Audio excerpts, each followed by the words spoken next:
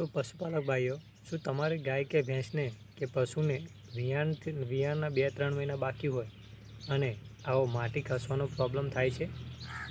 તો વિડીયોને એન્ડ સુધી જુઓ. આની અંદર તમને ટોટલ સોલ્યુશન આનું મળી જશે અને તમને રિઝલ્ટ. નમસ્કાર પશુપાલક ભાઈઓ, હું છું મકવાણા કિરણ અને આપનું સ્વાગત છે આપણી આ યુટ્યુબ ચેનલ કિરણ પશુપાલન એન્ડ એગ્રીકલ્ચર. તો આજે આપણે એક સરસ મજાની વાત કરવાના છીએ. જે તમે આગળ ઇન્ટ્રોમાં જોયું કે આવો પ્રોબ્લેમ આપણા પશુમાં કોમન જોવા મળે છે. ઘણા બધા પશુઓમાં એવું જોવા મળે છે કે તેમનું પશુ વિયાણને 10 દિવસ બાકી છે અથવા 15 દિવસ બાકી છે, તો ત્યાર પછી તેમનું પશુ પીઠ દેખાડે છે અથવા ગાતર કાઢે છે કે પછી માટી કાઢે છે. તો અલગ અલગ જગ્યાએ આને અલગ અલગ નામથી ઓળખવામાં આવે છે. ઘણી વખત આ પ્રોબ્લેમ વધારે વધી જાય છે, પશુનું આખું ગર્ભાશય બહાર આવી જાય છે અને પછી તે ડૉક્ટર સિવાય અંદર મૂકી શકાતું નથી. તો આજનું આ પ્રોબ્લેમનું સોલ્યુશન લઈને આજનો વિડીયો આપણે બનાવેલો છે. તો ચાલો આપણે વિડીયો સ્ટાર્ટ કરીએ. વિડીયો સ્ટાર્ટ કરતાં પહેલાં મારા વિડીયોને લાઇક કરી લો અને ચેનલને સબસ્ક્રાઈબ નથી કરી તો ચેનલને સબસ્ક્રાઈબ કરી અને આવા અવનવા વિડીયો જોતા રહો. તો આજે હું જે રીત બતાવવાનો છું તે તમારે એન્ડ સુધી જોવાની છે અને એન્ડ સુધી જોશો તો જ તમને આનો ખ્યાલ આવશે.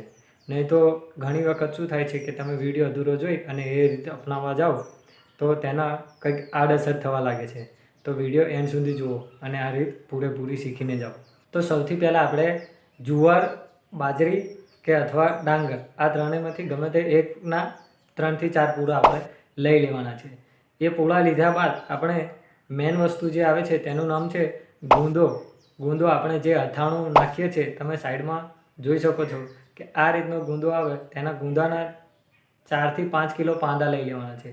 એ પાંદાને તોડી અને સાફ કરી દેવાના. સાફ કરી અને પછી જે આપણે ડાંગરના પૂળા લીધા હતા તેને જમીન પર ચોખ્ખી જગ્યાએ પાથરી દેવાના છે. ચોખ્ખી જગ્યાએ પાથરવું જેનાથી બીજું કોઈ કચરો અંદર પડે નહીં, એ પાથરી દેવાના છે.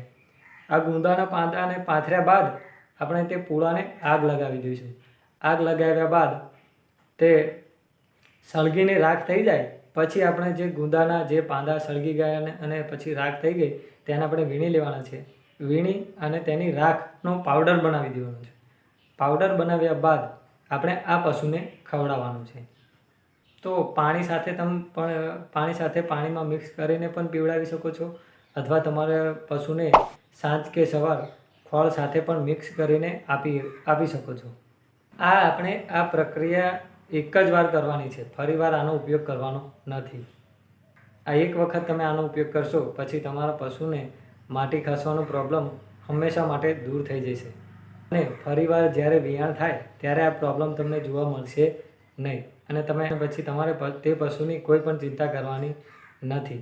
તો વિડીયો પસંદ આવે તો વિડીયોને લાઇક કરજો, તમારા મિત્રને પણ શેર કરજો જેનાથી આની માહિતી તમારા મિત્રને પણ મળી રહે.